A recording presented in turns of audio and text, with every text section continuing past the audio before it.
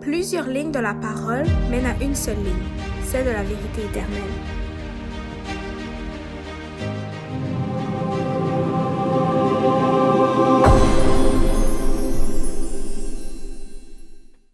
OK, donc ce qu'on va étudier aujourd'hui, c'est ce qu'on a pu partager la semaine dernière. Si vous vous rappelez, la semaine dernière, on a parlé du don des langues. OK? On a parlé du don des langues, on avait vu ça. Puis je sais qu'un Corinthiens 14, c'est quand même un texte qui peut, on sait comment Paul est. Paul souvent va dire des choses, après ça, il va poser des questions, il va sous-entendre d'autres choses. Des fois, il est un peu difficile à comprendre, mais vous allez voir, c'est quand même assez simple quand on prend le temps de lire, puis qu'on suit la logique aussi biblique des choses. On avait parlé la semaine dernière que dans Acte 2, on avait pu voir que le don des langues était le fait de parler d'autres langues sans pourtant l'avoir appris. Sans connaître la langue, on avait vu ce que c'était le don des langues. OK?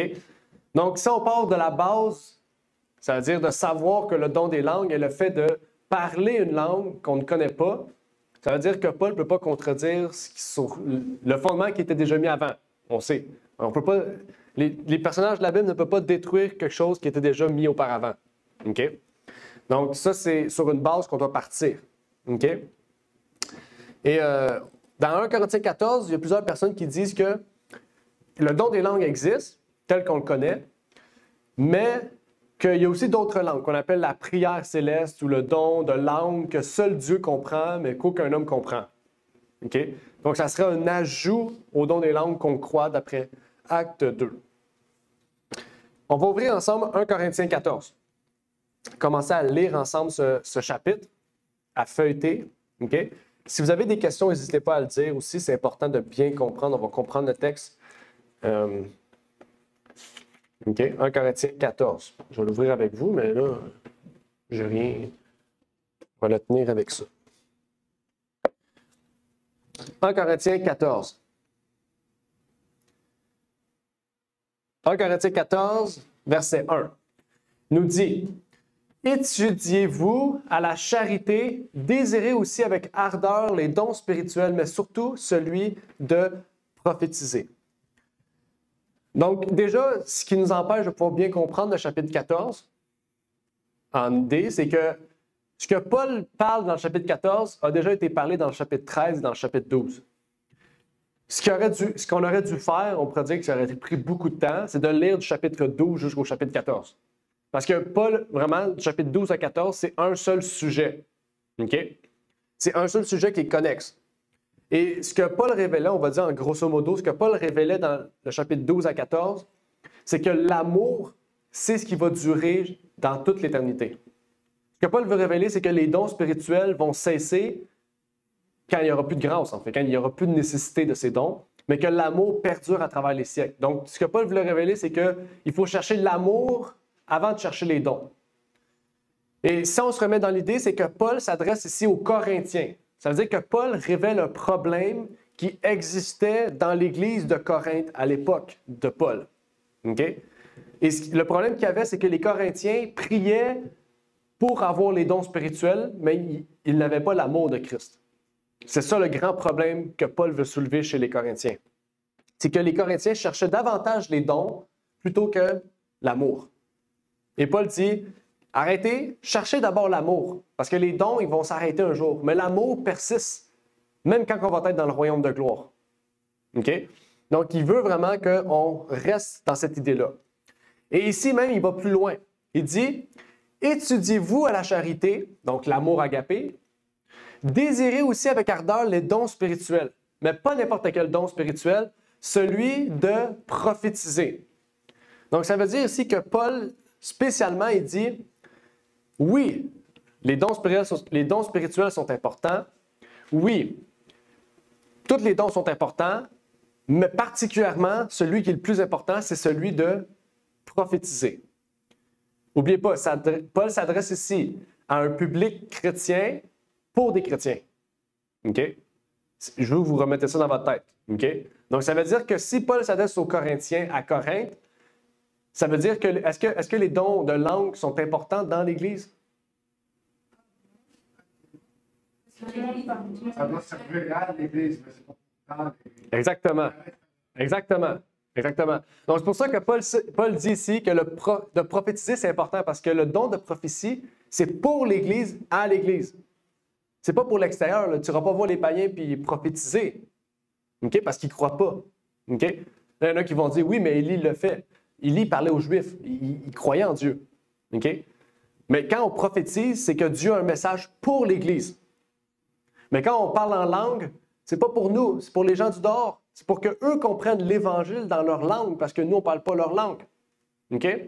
Donc, c'est ça que Paul veut révéler encore une fois ici, c'est qu'en tant qu'Église, si on a un message pour l'Église, il faut rechercher, oui, tous les dons, mais particulièrement le don de prophétie. Puis Paul le dit plus loin. Si on lit le reste du chapitre de Corinthiens, Paul dit plus loin, il dit, la personne qui parle en langue dans l'Église, personne ne va le comprendre, à part lui-même. Mais si le message qu'il dit, il peut l'interpréter, alors ça sera un message important pour l'Église. Donc, il révèle quelque chose d'intéressant. Et ici, le problème qu'il y a eu, ou que les gens ont aujourd'hui, c'est qu'ils s'arrêtent sur ces propos-là pour dire, voilà le don des langues, voilà ce que Corinthiens dit, puis ça finit là. Okay? Mais il y a un message plus profond que ça dans l'appel de Paul ici, surtout dans le contexte de l'Église de Corinthe. Il faut savoir que dans l'Église de Corinthe, c'était à la base des païens. Pour ceux qui ne savent pas, la Corinthe, si on situe le lieu de Corinthe, c'est tout proche de la Grèce. Où est-ce que la Turquie, la Grèce, l'Italie, tous ces lieux-là. C'est là que l'Église de Corinthe est. Puis l'Église de Corinthe, ce n'était pas des Juifs qui étaient là, c'était des païens. Puis pour ceux qui ne savent pas, mais pour ceux qui savent, les païens pratiquaient aussi le don des langues extatiques. Le don des langues extatiques, c'est le fait de parler en langue, dans une langue que personne ne comprend, à part les divinités. OK? Ça, c'est le don de langue extatique. Okay? Les Corinthiens, il y a possibilité que dans leur passé, ils aient connu ce type de don-là, puis ils aient voulu l'intégrer dans l'Église de Corinthe. Ce que Paul a voulu reprocher. Okay? Je ne peux pas vous dire que c'est ça à tout prix le passé des Corinthiens, parce que je ne connais pas chaque personne qui vivait à Corinthe, mais à Corinthe, on pratiquait ce genre de choses-là. Ça, oui, parce que c'était une ville païenne. Mais ici, ce que Paul veut soulever, le plus grand problème, c'est que l'Église de Corinthe voulait rechercher les dons spirituels avant l'amour de Dieu. C'était surtout ça. Okay? Et quand on continue au verset 2, regardez ce que Paul nous dit. Il nous dit, « Car celui qui parle une langue inconnue ne parle pas aux hommes, mais à Dieu, puisque personne ne l'entend et qu'il prononce des mystères en son esprit. » Donc, Paul ici, il cite un proverbe ou une supposition des Corinthiens. Okay? On sait que dans la Bible, il y a une seule définition du don des langues. Il ne peut pas en avoir 4. De la même manière qu'il y a une seule définition de comprendre Jésus-Christ comme Fils de Dieu, il ne peut pas en avoir 8. De la même manière qu'une seule... Bon, je ne peux pas aller plus loin, mais vous comprenez que la Bible a une seule voie. Il ne peut pas avoir plusieurs voies qui mènent au salut. Il y a une seule voie, c'est Jésus-Christ. Donc, la définition des langues qu'on va comprendre ici doit s'enligner sur la L qu'on a mis comme fondement, à savoir que le don des langues est une langue qui nous est inconnue. Pas qui est inconnue aux hommes, qui nous est inconnue, mais qui est connue aux autres. Dans le sens que je ne connais pas le portugais, puis demain matin, Dieu me permet de parler portugais pour aller voir les Portugais puis leur parler de l'Évangile. Si on part de ce principe-là, on pourra bien interpréter Corinthiens. Paul connaissait bien sûr le don des langues, puisque lui-même a été et fait partie de l'Évangile, fait partie du livre des Actes des Apôtres. Et que le Saint-Esprit aussi l'avait révélé à lui-même et à d'autres personnes, possiblement, ce don de langue. Donc, il ne pouvait pas contredire un principe qui était déjà établi. On sait que le don des langues a pour but d'évangéliser, que l'Église de Corinthe voulait inverser les rôles. Plutôt que de l'utiliser pour évangéliser, il voulait l'utiliser pour les membres de l'Église, ce qui devient inutile. Parce que celui qui reçoit le don, c'est le seul qui peut parler la langue. C'est-à-dire que les autres ne comprennent pas ce qu'il dit. Okay? Donc, ça devient un peu extatique, hein? C'est un peu flou. Fou un peu aussi de parler comme ça. Mais ici, ce qui est intéressant, c'est que Paul ici soulève le fait que celui qui parle une langue inconnue ne parle pas aux hommes, mais à Dieu. Ça dit, puisque personne ne l'entend et qu'il prononce des mystères à son esprit. Donc, Paul révèle effectivement qu'il y a un problème à Corinthe. Et que ce problème, eh bien, les hommes ne peuvent en bénéficier, mais seul Dieu. Est-ce que Dieu a besoin que vous parliez en langue pour lui? Non. Parce que Dieu a donné les dons spirituels pour les hommes, c'est-à-dire pour leur apporter l'Évangile. C'est pour ça que Paul un peu plus loin, qu'est-ce qu'il dit? Il dit que si vous avez ce don-là et vous pensez que c'est le vrai don, vous n'avez pas l'amour. Parce que l'amour a pour but de donner aux autres. Donc, quand vous avez un don spirituel, il a pour but d'être d'une valeur plus importante pour les autres que pour nous. C'est ça que Paul dit un peu plus loin dans 1 Corinthiens. Et c'est ce qui continue dans le 3e verset. Regardez ce qu'il dit. Il dit, mais. Quand il y a un mais, c'est-à-dire qu'il y a une contradiction. Pas une contradiction, un contraire. C'est-à-dire, qu'est-ce qu'il dit au verset 2 est pas bon, négatif, puis le verset 3 est positif, ou inversement. Ça dit, mais celui qui prophétise, qu'est-ce qu'il fait? Il édifie, il exhorte et console les hommes par ses paroles. Donc, parler une langue inconnue, est-ce qu'il est utile pour les hommes? Non. Mais le don de prophétie, est-ce qu'il est utile pour les hommes? Oui, parce qu'il édifie, il exhorte et console. Et Dieu a donné les dons pour ce but. Donc maintenant, on se met dans l'idée d'aujourd'hui. On rentre dans une église évangélique ou peu importe charismatique, une église qui pratique le don des langues extatiques. Pour ceux qui connaissent, c'est le don où on parle en langue un charabia. On parle le charabia. Vous rentrez dans un lieu où on parle le charabia. Est-ce que ce don est utile pour les hommes? Pour ceux qui sont alentour de lui? Non. Non, si on n'a pas de traduction. Intéressant. C'est pour ça que Paul dit, celui qui parle le don des langues, s'il l'interprète lui-même ou un autre, et qu'il a un message pour l'Église, alors ce don est utile. On voit la différence? Les dons spirituels ont pour but d'exhorter, d'édifier et de consoler les hommes. Si la personne ne sait pas ce qu'elle dit pas à tout, c'est ça qu'on a vu l'autre fois. Il y a le pasteur Koch, qui est un pasteur suédois, il a fait le tour du monde pour aller voir ceux qui ont le don des langues. Le don des langues qui parlent charabia.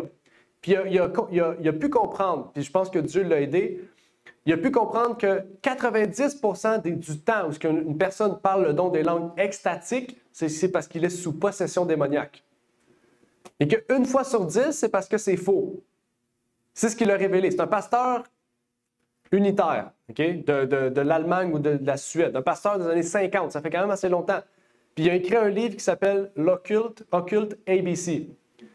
Il révèle tout l'occultisme qui règne dans le christianisme, puis il prouve par des exemples et par des preuves que certains chrétiens pratiquent sont en fait de l'occultisme. Okay? On va en parler en février. En février, on va parler des démons. Okay? On va parler des possessions démoniaques en début, je dis décembre. Février. ce qu'on fait, c'est on a aussi pendant. Faut prier. C'est la seule chose, il faut prier. À moins qu'il se révèle et qu'il dit c'est pas vrai. Mais ça arriverait très rarement parce que si vous avez remarqué, une personne parle en langue quand il y a le drum dans l'église. Quand quelqu'un joue du drum, il y a de la musique forte et des répétitions, c'est là qu'il y a quelqu'un qui parle en langue. Donc, c'est impossible qu'une personne vienne ici et qu'il parle en langue. C'est impossible. Parce qu'à chaque fois que quelqu'un parle en langue, c'est parce qu'il y a beaucoup de cris, il y a beaucoup d'actions de violence, de vacarme, il y a beaucoup de choses à remarquer. C'est toujours comme ça. Pourtant, Jésus, si vous vous rappelez, qu'est-ce qui est arrivé quand les disciples ont reçu le don de langue? Qu'est-ce qu'ils ont eu? Ils étaient dans une chambre haute en train de prier et de jeûner depuis des jours. Puis, c'est pas un cri qui est arrivé, c'est un vent qui est arrivé. Un vent de force qui représentait la puissance du Saint-Esprit, qui est arrivé dans la chambre, puis ils ont parlé en langue après. Exactement, ils s'en allaient évangéliser. Donc, on voit ici la différence. On voit la différence dans la façon dont le don est révélé, mais on voit la différence dans la façon dont le don est amené. Je ne sais pas comment dire ça. Donc, le don, la façon dont on veut recevoir le don. Ce n'est pas dans le cri, dans le vacarme, dans la violence, dans le bruit, dans la répétition. Pour ceux qui ne savent pas, les jésuites ont appelé des exercices, certaines pratiques occultes, les jésuites, ils ont appelé ça les exercices spirituels. Allez étudier ça en ligne. L'exercice spirituel, c'est le fait de vouloir entrer avec la divinité. C'est une pratique qu'ils ont créée. La manière pour entrer avec la divinité, c'est avec la répétition, avec aussi la concentration, ça veut dire la méditation, ça veut dire qu'on veut libérer, nous calmer, libérer nos énergies négatives pour laisser place à la divinité. Tout ça, c'est des pratiques des jésuites pour laisser entrer les démons. OK? C'est des pratiques, OK? Qu'eux, ils ont mis en place. Il y a un livre que ça s'appelle L'histoire des jésuites, 2e chapitre, ça s'appelle Exercice spirituel. Vous allez tous savoir comment les jésuites pratiquent leur exercice pour recevoir les dons spirituels. Vous allez voir, c'est vraiment, c'est démoniaque. OK? Alors, regardez ce qu'il dit, et c'est intéressant, Paul. 1 Corinthiens 14, verset 4. Il dit, « Celui qui parle une langue s'édifie lui-même. » N'oubliez pas, on parle dans un contexte où que la personne qui parle en langue est dans l'Église. Ce n'est pas dans le but d'évangéliser, c'est dans l'Église. OK? Ça dit, mais, on voit négatif, positif, celui qui prophétise édifie l'Église. Donc, il révèle ici que le don des langues n'est pas pour l'Église, mais comme David a dit, ce n'est pas pour l'Église, il est donné à l'Église, pour le monde, et non pas à l'Église, pour l'Église. Mais le don de prophétie s'adresse à qui? À l'Église, pour l'Église. C'est ça que Paul révèle ici. OK? Pour l'instant, on n'a pas vu, c'est pas le contraire là, du don des langues. Là. C'est la même chose. C'est juste qu'il révèle un problème qui règne dans l'Église, dans la façon que les gens comprenaient le don des langues. OK? En fait, ces gens-là recherchaient de parler en langue pour eux-mêmes. C'est le contraire du principe de l'amour. L'amour, c'est le fait de vouloir quelque chose pour les autres. Et non pas de vouloir quelque chose pour nous-mêmes. OK? Et c'est un autre problème qui règne. Dans les églises aujourd'hui, tout le monde veut avoir le don des langues. Pourquoi? Parce que les églises ont changé leur perception du Saint-Esprit. OK? Depuis les années fin 1700, début 1800, il y a une nouvelle perception du Saint-Esprit qui est arrivée. Au lieu que la sanctification devienne la preuve qu'on veut se rapprocher de Dieu, quand on reçoit le Saint-Esprit, c'est une preuve qu'on est parfait. Donc, quand on reçoit le don de parler en langue, pour eux, c'est une preuve qu'on est arrivé au statut le plus élevé. Puis là, on peut dire n'importe quoi et faire n'importe quoi. Joyce Meyer, vous connaissez Joyce Meyer, la pasteur, très grande pasteur. Elle a dit qu'elle est parfaite parce qu'elle ne pêche plus. Elle l'a dit devant la chair. Je suis parfaite, je ne pêche plus. OK? C'est fou de dire ça, là. C'est un ego énorme. Mais pourquoi qu'elle dit ça? Parce qu'elle parle en langue. Elle n'a pas besoin de mieux. Elle est déjà au statut le plus élevé. Tandis que, ici, Paul, il reproche le fait que ceux qui parlent en langue dans l'Église, ils le font pour leur propre effort et non pas pour l'amour des autres. C'est important. C'est important. Donc, la base du problème, c'est l'amour. Si on étudie l'amour, on va comprendre l'importance des dons et le but des dons que Dieu nous a donnés. Et c'est pour ça que Paul continue au verset 5. Il dit, « Je souhaite que vous parliez tous des langues. » Ici, c'est important. Il n'a pas dit, « Je veux que tout le monde parle en langue. » Non. « Je souhaite que vous parliez tous des langues. » C'est-à-dire, si Dieu le permet, je souhaite que ce don se révèle à vous. Mais il dit, « Mais, surtout que vous prophétisiez. » Il répète l'importance. Il dit, pourquoi? « Car celui qui prophétise est plus grand que celui qui parle en langue. » Donc, c'est intéressant. Parce que si notre but pour arriver à la sainteté est de parler en langue, eh bien, vous n'êtes pas arrivé à la sainteté parce que Paul dit que prophétiser est plus grand que parler en langue. Puis Paul le répète à plusieurs reprises. Il a toujours dit que le don de prophétie, c'est le don le plus important. Paul l'a toujours dit. Dans plusieurs épîtres.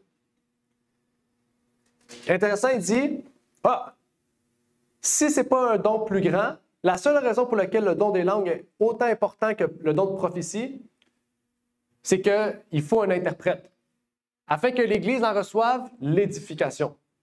Amen. Important. OK? Oui. J'ai une question.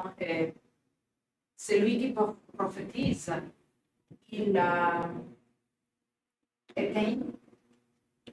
Atteint? Oui. Oui, plus du monde Oui. que celui-là qui parle en langue. Oui.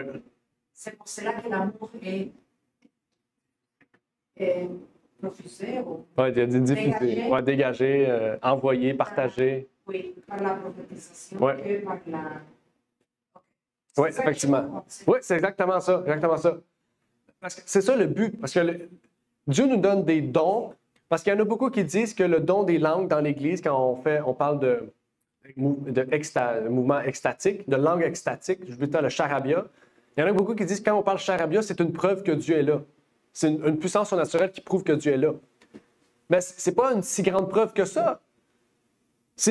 Parce que le don spirituel, c'est une plus grande preuve que si tu te mets au niveau d'une autre personne au point que Dieu te révèle la langue à laquelle cette personne parle, puis que tu parles dans sa propre langue, puis que lui accepte le Sauveur. Ça, c'est une plus grande preuve de la puissance de Dieu. Et c'est pour ça que Dieu dit, vous allez chasser des démons. On voit dans la Bible, aucun endroit dans la Bible, Dieu a chassé des démons dans l'Église. Dieu allait chasser des démons chez les démons. Dieu allait chercher les gens qui parlaient arabe, par exemple, chez les Arabes. Dieu allait chercher les gens qui étaient, je ne sais pas, sous l'emprise de peu importe. Ils allaient tout le temps chez eux, dans leur territoire. Okay? Les gens n'allaient pas à l'Église. Okay? Allez dans toute la Bible, il n'y a aucun exemple dans la Bible de ça. Si vous me prouvez qu'il y a des démons, il y avait des démons dans l'Église, qu'il y a eu on pourrait dire, des démons chassés dans l'Église, j'aimerais un verset. S'il y a eu des personnes qui parlent en langue dans l'Église, pour l'Église, j'aimerais des versets. Il n'y a aucun verset, il n'y a aucune preuve de ça. Mais on a toutes les preuves. Acte 2, les gens ont parlé en langue. Qu'est-ce que les gens ont dit? Hein, il parle dans ma langue. Je peux enfin comprendre l'Évangile. Hein, lui? Oui, exactement. Il parle en langue, il peut partager l'Évangile dans ma langue. Il peut partager l'Évangile dans ma langue. Donc, c'était plus dans l'Église, c'était dans le monde. Dans le monde. Les dons sont un témoignage de l'amour de Dieu pour les gens. Dieu aime tellement les gens qu'il va les chercher où est-ce qu'ils sont. OK? Il n'attend pas que que le message de Paul soit traduit dans sa langue. Non. Paul va chez eux, il parle dans sa langue à lui pour l'amener à l'Église. C'est fou quand même. L'amour de Dieu. C'est une preuve de la puissance de Dieu. Et c'est pour ça que que Paul ici dit que le don de prophétie est plus important dans l'Église. Parce que sans interprète de la personne qui parle en langue dans l'Église, le don des langues ne sert à rien. Il ne sert à rien. OK? C'est très important. Ça aussi. Mais on ne sait pas exactement le passé des Corinthiens. Comme on dit, peut-être que les Corinthiens sont arrivés avec cette conclusion-là parce qu'ils avaient un passé païen, puis ils avaient connu le don des langues extatiques. Peut-être aussi parce qu'ils avaient d'autres idéologies qu'ils ont voulu intégrer au christianisme. Ça aussi, ça se peut. Mais on voit ici que Dieu avait révélé à Paul quelque chose d'important que les Corinthiens devaient comprendre. Ils devaient comprendre le réel but du don des langues. OK? Déjà, le mot interprète. Le mot interpréter a deux significations dans la Bible. La première signification d'interpréter, c'est le fait de traduire. OK? Par exemple, dans l'Église, je ne sais pas, mettons, Carl parle, il vient ici, il parle portugais. Il n'y a personne ici qui parle portugais. Mais s'il y a un traducteur dans l'Église, il va pouvoir traduire ce que Dieu lui a révélé dans la langue qu'on parle. Ça, c'est la première façon d'interpréter une langue. La deuxième façon d'interpréter une langue, c'est le fait d'exposer ou d'expliquer. Ça veut dire que la personne lui-même reçoit une vision de Dieu dans une langue quelconque, connue, c'est toujours dans l'idée, connue, et que lui-même reçoit l'exposition ou l'explication pour l'Église, pour que l'Église soit édifiée. Ça, c'est la deuxième chose qu'on peut expliquer par interpréter. Ou même une autre personne dans l'Église reçoit le don d'interprétation pour interpréter ce que cet homme a dit dans sa langue, ou dans une langue quelconque aussi. Ça, c'est les deux façons. Puis pourquoi on sait que c'est ces deux façons-là? C'est parce que la Bible nous révèle c'est quoi le don des langues. On sait que le don des langues, c'est des langues qui sont inconnues à nous, pas hommes, à nous personnellement, mais qui sont connues à d'autres personnes. OK? Puis j'ai cité un exemple récemment où il y a un monsieur qui s'est assis dans une église. Il ne parlait pas anglais, il s'est assis dans une église. C'était un Turc qui parlait turc. Il s'est assis dans l'église, puis il a écouté un message anglophone sans même connaître l'anglais. Puis pourtant, le monsieur en avant, pour lui, le monsieur en avant parlait turc. Puis quand un autre monsieur est venu le voir pour lui dire « Ah, vous êtes nouveau ici, est-ce que vous parlez anglais? » Le Turc a dit « Je ne comprends pas ce que tu dis. » Puis là, tout d'un coup, il ne comprenait plus ce que le monsieur disait en avant. Puis là, il a compris que Dieu lui avait permis de comprendre dans sa langue ce que le monsieur disait. OK? Ça, c'est le don des langues. OK? Le monsieur a compris que c'était vraiment surnaturel ce qui s'était passé, puis que Dieu voulait qu'il accepte l'Évangile. Puis ce monsieur-là est retourné dans son pays pour enseigner l'Évangile dans sa langue. OK? C'est impressionnant, mais ça, c'est le don des langues. C'est un exemple du don des langues. Il y a plusieurs façons de pouvoir l'expliquer, mais ça, c'est une histoire vraie. OK? Ça s'est passé, je pense que c'est dans un des magazines qu'on explique cette histoire-là. C'est une histoire qui s'est passée. Non, je ne pense pas que c'est lui, ça fait un petit moment. Mais c'est une histoire vraie qui s'est vraiment passée. OK? Donc, c'est pour vous dire qu'on peut avoir encore le don des langues aujourd'hui. Ce n'est pas disparu, bien sûr. Mais que la compréhension biblique, on doit la préserver. C'est très important. On voit aussi le mot inconnu au verset 13. Je vais vous le montrer. Verset 12 et 13. On va sauter au verset 12 et 13 qui nous dit « Maintenant, frères, si je venais parmi vous en parlant des langues, à quoi vous serais-je utile si je ne vous adressais des paroles de révélation ou de science ou de prophétie ou de doctrine? » Effectivement. Ainsi, puisque vous désirez avec ardeur les dons spirituels, cherchez à en avoir abondamment pour l'édification de l'Église. C'est pourquoi que celui qui parle une langue demande le don de l'interpréter. Ça, il parle de quelqu'un qui parle du don des langues dans l'Église. OK? Pas en dehors de l'Église. On n'a pas besoin d'un interprète si c'est en dehors de l'Église. Mais si Dieu révèle quelque chose à une personne dans l'Église et qu'il parle une langue inconnue, qu'il demande un interprète. Et quand on dit inconnu, ça ne veut pas dire qu'aucun humain connaît. Hein? La définition du mot inconnu, pour ceux qui ne savent pas, dans plusieurs versions bibliques, le mot inconnu n'existe pas. Dans la version Martin-Sommer en français, le mot inconnu n'est pas présent. C'est un mot qu'on a rajouté au texte. C'est important aussi, ce qui portait aussi de confusion. OK? Donc, c'est pour ça qu'il y a deux raisons à laquelle les Corinthiens avaient mal compris. Un, les Corinthiens avaient mal compris l'utilisation du don. OK? Donc, ils avaient utilisé le don pour leur propre bénéfice plutôt que pour le bénéfice des autres. C'est-à-dire plutôt pour l'amour des autres. C'est important. Ils ont utilisé le don dans un but orgueilleux ou égocentrique. Deuxièmement, l'utilisation d'énoncés incohérents qui ne pouvaient pas édifier les autres et n'étaient donc pas d'aucune utilité pour l'Église. Ça veut dire que on ne sait pas dans quelle façon qu'il disait. Est-ce qu'il parlait charabia ou il parlait une langue inconnue à l'Église? On ne sait pas. Mais on sait que dans tous les cas, ce que Paul révélait, c'est que la façon dont les Corinthiens comprenaient le don des langues était faux, une mauvaise compréhension des langues. OK? La preuve, c'est qu'il continue au verset 14 en disant « Car si je prie dans une langue, mon esprit prie. OK? Mais mon intelligence est sans fruit. » Donc, ici, Paul, il voit ici, encore avec les propos qu'il dit, il voit qu'il y a quelque chose qui ne marche pas. Il dit, OK? Il dit que c'était le but des philosophes de l'époque. OK? Parce qu'à l'époque, les gens, il ne faut pas oublier, pour eux, pour se rapprocher de la divinité, il fallait parler une langue inconnue pour l'homme, pour que les dieux, eux, comprennent. Puis maintenant on crée un lien étroit avec les dieux. Mais Paul dit ici, il dit, si je prie dans une langue, mon esprit prie, moi je prie, mais mon intelligence est sans fruit.